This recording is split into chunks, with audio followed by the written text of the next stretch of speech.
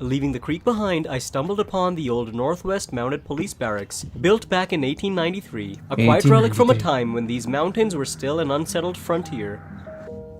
And just down the road sits an old Anglican church from 1890. Its classic French doors and a waving Canadian. Welcome back to another reaction video. Ladies and gentlemen, welcome back to this channel. And if you joining for the first time and you care to know, my name is Onel and this is my lady Tekla. Okay, so the reaction video of today is the most beautiful mountain town in Canada.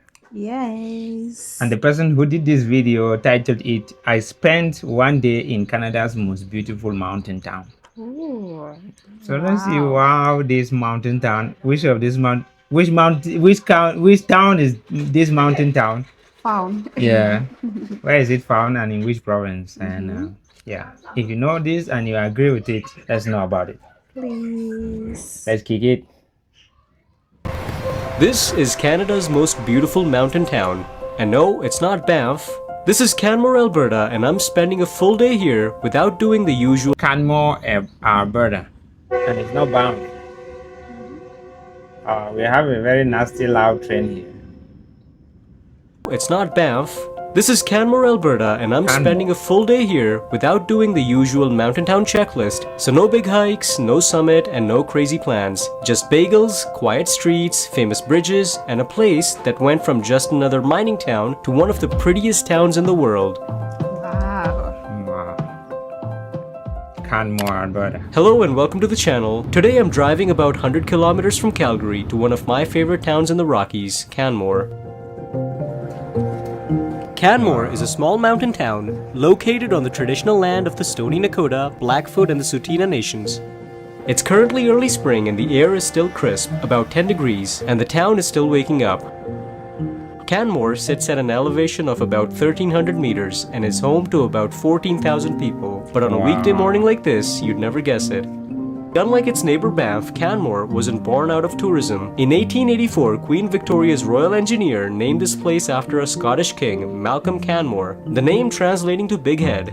But it was coal that truly shaped this valley. For a century, this wasn't a place for quiet strolls. It was a rugged working man's town of miners, smoke, and steam trains. The turning point came in 1979 when the last mine closed, forcing the town to reinvent itself, replaced by art galleries and quiet streets. Oh, what's that? But the blue-collar bones of the town are still right beneath the surface. To start off my day, it's time to get some breakfast. Usually, the line stretches out the door, but since it's a weekday, I was at the counter immediately. I ordered the Amigo with bacon. It's warm, heavy, and honestly, much more than I could finish in one sitting. But it's the perfect fuel for a morning with no plans. Leaving the main street behind, I found the trailhead right at the edge of town.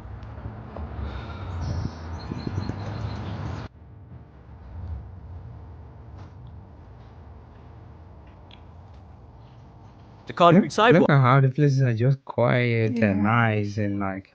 And they want to look like some of the places you likely see here, like this one. Yeah, like when you Like have this one dead with roads like this. Yes. Yeah. Quickly gives way to this peaceful trail.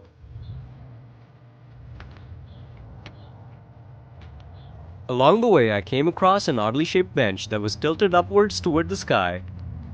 I sat there for a few minutes just to take it in, before putting the camera down and walking onto the dry seabed to watch the traffic go by.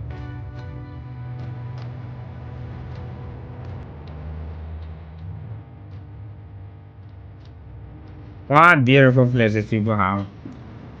So beautiful. As I kept walking, I passed the town's famous Big Head sculpture, a landmark you can't miss before finally stepping onto the wooden planks of the main. This is the real depiction of the town, Big Head. Big And we Head. talked about Big Head. Canmore, meaning Big Head. Boardwalk.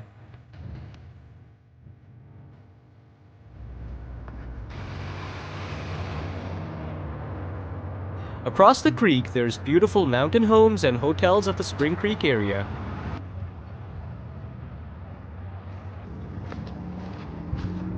The The entire boardwalk loop is just under 1.5 kilometers, taking about 20 to 30 minutes to complete at a slow pace, making it the perfect easy escape right on the edge of downtown.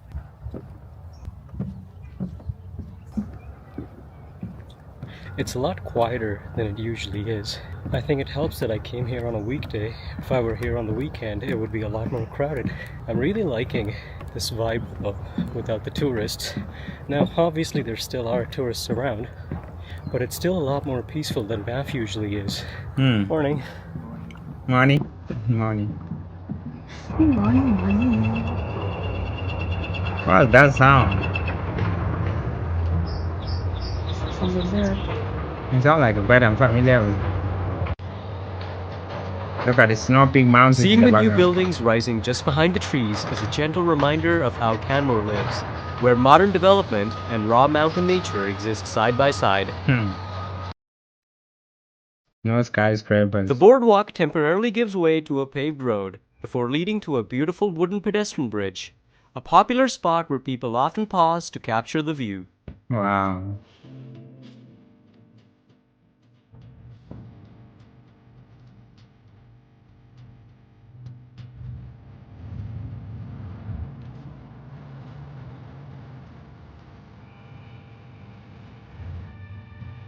Whoa.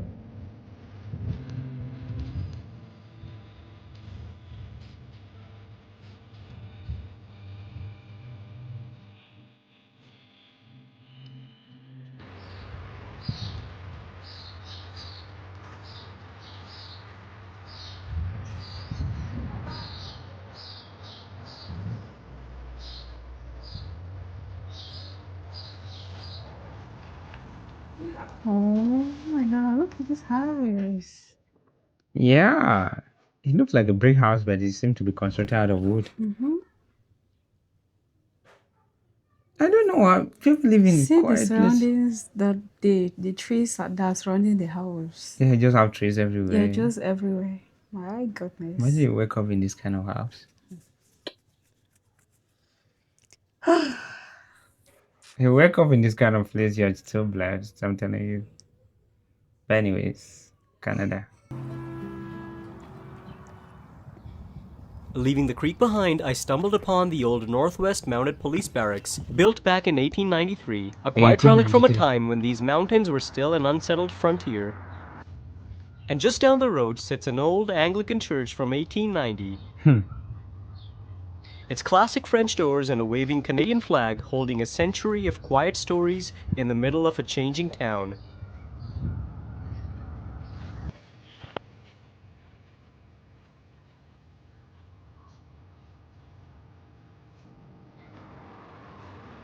But now it's time to head towards one of the most iconic landmarks in the valley, the historic Engine Bridge.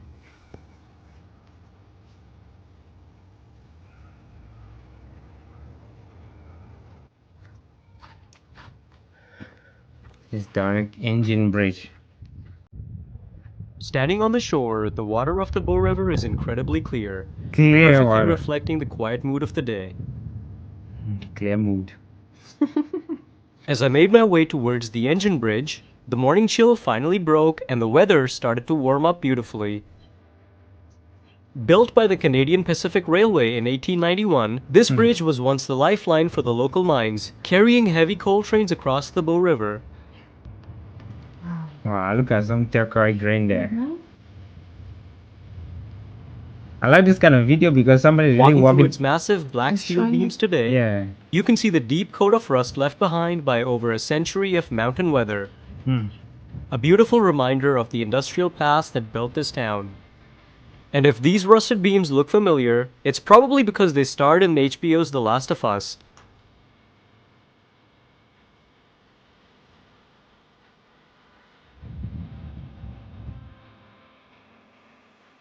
Oh my god.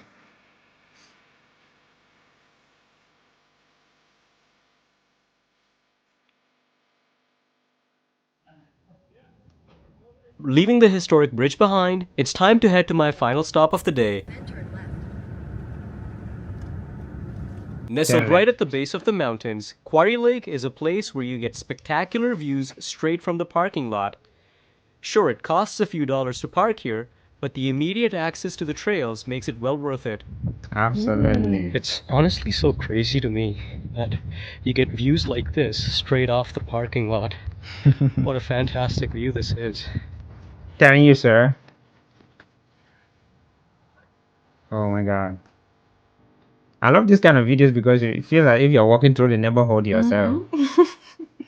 I feel like I'm So this is actually. the first time I actually get to experience this. And just like the story of the rest of this town, Hmm. this I believe also used to be a open mining pit. Hmm. Quarry Lake. Okay. Let's see what the lake looks like. Even though it's early spring and the air has warmed up to about 12 degrees, the lake is still partly frozen, completely closed off to the public because of thinning ice. Hmm. Wow. It's not even a big lake. It's not really But that. It's hard to right? believe looking at it Yeah. now, but this peaceful park was actually an open pit coal mine until the late 1970s. When the mining stopped, the massive pit was reclaimed and filled with fresh mountain spring water, turning a scar on the landscape into one of the most beautiful lakes in the valley. Okay. So nice. Plus 12 degrees Celsius, the lake is completely frozen, and I saw a sign that said that the place was actually closed because of thin ice, but it's still a nice place to walk around. And it doesn't really feel that cold, even though there's still a lot of ice on the path. It's a pretty nice day out for a walk.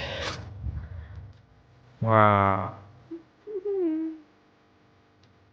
I'm just enjoying those mountains in the background. By the end of my Yeah. time here, I think I understand a little bit better why Canmore feels different to me. Banff is beautiful, no doubt about it, but Canmore feels like a mountain town you can actually breathe in. I didn't do a huge hike. I didn't chase a famous viewpoint. I just walked around, ate a really good bagel, followed the creek, crossed an old bridge, and ended up at a frozen lake. And somehow, that was enough. So yeah, I came here wondering if Canmore might be Canada's most beautiful mountain town, and honestly, I think it has a pretty strong case. Yep. A very strong one. Yes. Follow for more. I love her. Subscribe to this channel for more videos.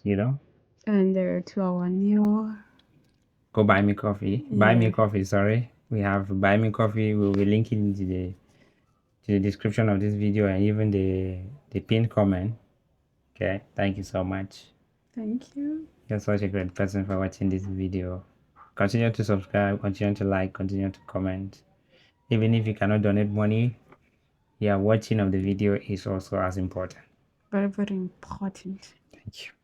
We love you so much.